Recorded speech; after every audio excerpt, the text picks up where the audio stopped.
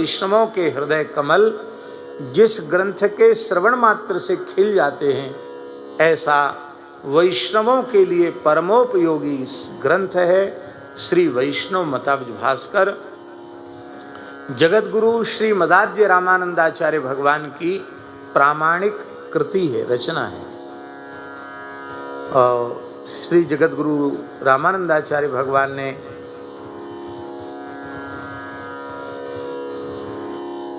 13वीं सदी में 12वीं से 13वीं सदी में जिनका आविर्भाव हुआ, उन श्री रामानंदाचार्य भगवान ने अपने शिष्य श्री सुरसुरानंदाचार्य जी के 10 प्रश्नों का समाधान किया है और उसी समाधान को ग्रंथ का आकार दिया गया है, जिसका नाम है वैष्णव मताब्ज भास्कर। तो उसकी चर्चा हम लोग कर रहे थे। इसके पहले 101वें श्लोक की चर्चा हम कर चुके हैं, लेकिन क्रम बना रहे इसके लिए उस श्लोक का उच्चारण हम कर देते हैं। स्वीय प्रवृत्तेस्तु निवृत्तिरिष्टो न्यासोऽथ वेद्योऽपि बुधैः सदैव एकान्तिकैस्तत्त्वविचारदक्षैः परात्मनिष्ठैः परमास्तिकैस्तैः।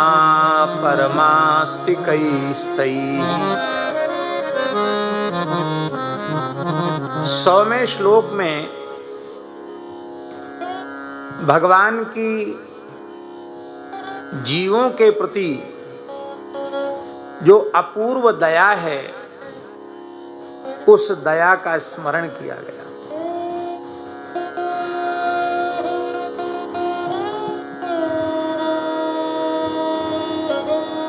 आस्तिक कौन है? वेदोक्त विषयेषु विश्वासकर्ता आस्तिकः। वेदोक्त विषय में जिसका पूर्ण विश्वास है उसे आस्तिक कहते हैं।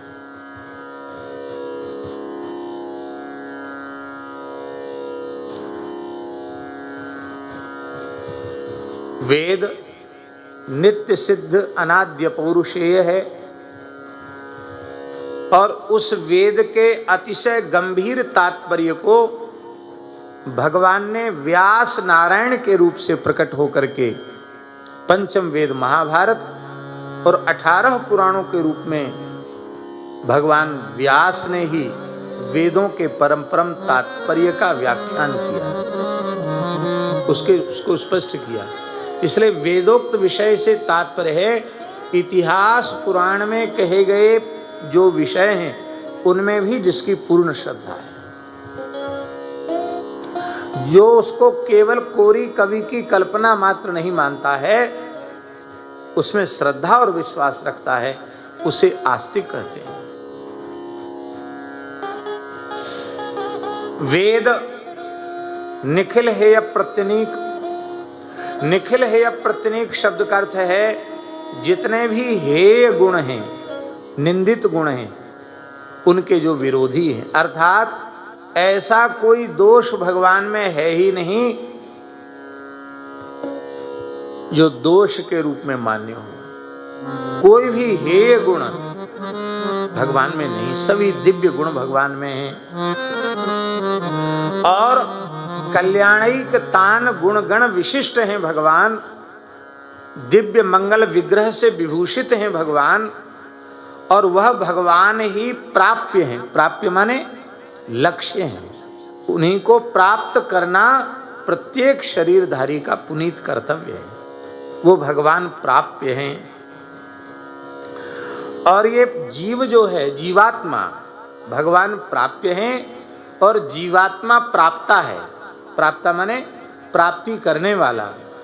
प्राप्य भगवान है और प्राप्ति करने वाला जीव है। और उस परमात्मा की प्राप्ति का साधन क्या है? परमात्मा की प्राप्ति का साधन है आराधन रूप कर्म, ज्ञान तथा भक्ति। ज्ञान, कर्म और भक्ति, ज्ञान, कर्म और भक्ति, ये तीनों भगवान की प्राप्ति के साधन हैं। और इन तीनों का निरूपण, ज्ञान का निरूपण, निष्काम कर्म का निरूपण और भक्ति का निरूपण वेदादि शास्त्रों में किया गया है, श्रीमद् भगवद गीता में किया गया है। और यही है वेद प्रतिपाद्य विषय, ज्ञान, भक्ति और कर्म। इनमें जो विश्वास करने वाला है उसे आस्तिक कहते हैं।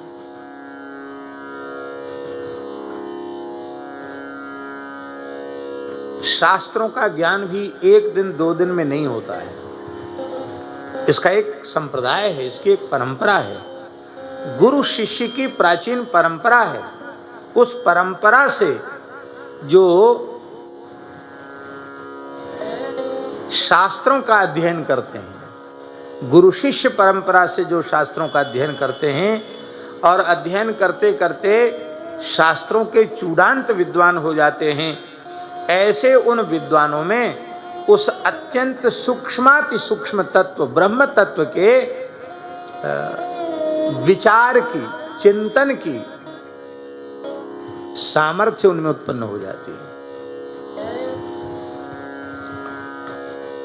जब सामर्थ्य उत्पन्न हो जाती है तो वे तत्व के विचार में कुशल हो जाते हैं। तत्व के विचार में जो कुशल हैं, वो विचार करते करते करते करते करते करते अंतिम में वे वेदों के पारंगत तत्वज्ञ विद्वान इस निर्णय पर पहुंचते हैं कि बिना भगवत शरणागति के जीव का परम कल्याण संभव।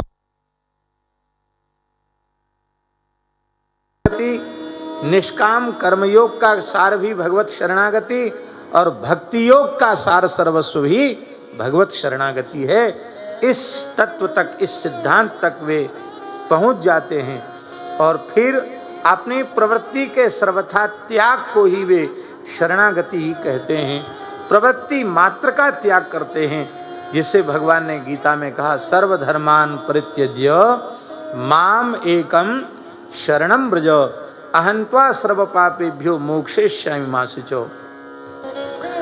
ऐसी शरणागत की शरणागति ही अभीष्ट फल की साधक है। शरणागत जो जीव है, उसके द्वारा की गई जो भगवत शरणागति है, वही उस जीव के अभीष्ट फल की साधक है। अर्थात जो उसे चाहिए शरणागति से उसे प्राप्त हो जाए।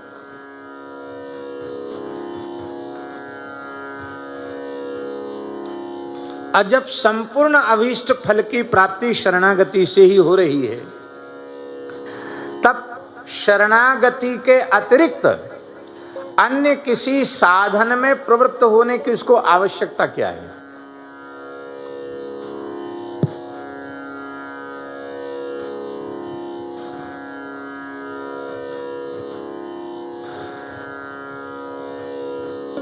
आप दो बहनें बैठी हैं और दोनों बहनों की इच्छा, जो भी मन में इच्छा है, उसकी सम्यक पूर्ति आपके पिता रश्मि भाई के द्वारा ही हो रही है, रेखा बेन के द्वारा ही हो रही है, तो आपको दूसरे, तीसरे, चौथे के पास जाने की क्या जरूरत है? एक लौकिक सरल उदाहरण है। बालक की संपूर्ण अभिलाषाएं अपने माता पिता से पूरी हो जाती है, छोटे बालक की, तो उसे फिर दूसरे किसी का आश्रय लेने की आवश्यकता नहीं पड़ती। ऐसे ही हम ज्ञान, कर्म, भक्ति आदि साधनों का आश्रय तो तब लें जब भगवत शरणागति से हमारे अभीष्ट की पूर्ति न हो रही हो, और जब भगवत शरणागति से ही संपूर्ण अभीष्ट की पूर्ति हो रही है तो दूसरे साधन में प्रवृत्ति की भी कोई आवश्यकता नहीं है, प्रवृत्ति का प्रयोजन भी नहीं है, अन्य उपाय में प्रवृत्त नहीं होना चाहिए। इसी अभिप्राय से प्रवृत्ति की निवृत्ति को शरणागति कहा। यदि एक वाक्य हम बनावें तो वह एक वाक्य होगा, प्रवृत्तेर निवृत्ति प्रपत्ति। एक वाक्य यदि हम बनावें संस्कृत का तो क्या होगा? प्रवृत्तेर निवृत्तिर निवृत्ति ही प्रपत्ति ही। प्रवृत्ति मात्र की जो निवृत्ति है उसको प्रपत्ति कहेंगे। और वह शरणागति ऐसा नहीं है कि भगवान ने गीता में शरणागति कही, उसके पहले शरणागति की बात नहीं, अथवा भक्ति के आचार्य श्री रामानंदाचार्य, श्री रामानुजाचार्य, श्री निम्बारकाचार्य, श्री वल्लभाचार्य, श्री विष्णु स्वामी आचार्य, श्री मध्वाचार्य प्रभृति आचार्यों ने शरणागति की चर्चा की, इसके पहले शरणागति नहीं थी, ऐसा नहीं। भगवान वेद भी शरणागति का वर्णन कर रहे हैं। मुमुक्षुर्वै शरणमहं प्रपद्ये। श्वेताश्वतरोपनिषद की यह पंक्ति है, माने शरणागति का वर्णन वेद भी कर रहा है। इस शरणागति के कई नाम हैं। इसी शरणागति को न्यास भी कहते हैं, इसलिए शरणागति विद्या को न्यास विद्या भी कहा गया है। और इसे प्रपत्ति भी कहा गया, इसे शरण शब्द से भी कहा गया, इसे शरणागति शब्द से भी कहा गया, और इसे यांचा शब्द से भी कहा गया। माने ये सब शरणागति के ही पर्याय हैं, पर्यायवाची हैं। वाल्मीकि रामायण में समुद्र को साक्षी करते हुए भगवान श्री राम ने कहा, सकृदेव प्रपन्नाय तवास्मीति च याचते अभयं सर्वभूतेभ्यो ददाम्ये तद्व्रतं मम। एक बार जो मेरी शरण में आकर कह देता है, हे नाथ, हे मेरे नाथ, मैं आपकी शरण में हूं, मैं उसे प्राणी मात्र से अभयदान दे देता हूं। और देखो, शरणागति प्रदान करने के योग्य, शरण में जाने के योग्य केवल भगवान है। बैठ जाओ। भगवान के अतिरिक्त कोई दूसरा नहीं है, केवल भगवान। क्योंकि प्राणी मात्र से अभय दान देने की सामर्थ्य केवल भगवान में है, दूसरे में नहीं। हम स्वयं भयभीत हैं तो हम आपको अभय कैसे कर सकते हैं? मान लो हम अभय दान देंगे भी तो जितना हमारा पावर है, जितनी हमारी शक्ति है, उतनी ही अंश में हम अभय दे सकते हैं कि नहीं? आपका अपने घर पर पूरा प्रभाव है,